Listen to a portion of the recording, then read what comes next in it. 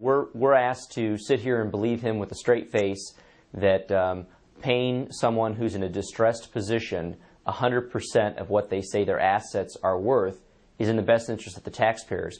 When every taxpayer back home's assets have gone down, when every bank on Main Street who have had credit defaults have had to take less than what their assets were on the books for, with home foreclosures, businesses that have been foreclosed, they've taken 20, 30, 40 cents on the dollar, and we give 100 cents on the dollar, a dollar for dollar, to AIG, clearly is not in the best interest of the taxpayers. Well, I think the scary thought here is whether or not the American taxpayers and whether or not their representatives, their congressmen and women, can actually believe some of the highest leaders in our country, that being the head of the New York Fed, that being our own Secretary of the Treasury, and that crosses parties.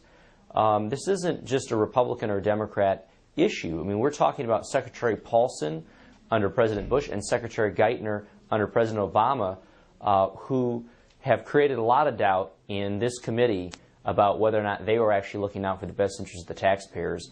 And obviously, this committee is doing some very important work as the Government Oversight Committee to ensure that if in fact the taxpayers weren't looked out for, that the appropriate individuals are held accountable. Every member on the dais ran out of 5 minutes while Mr. Geithner continued to dodge the questions.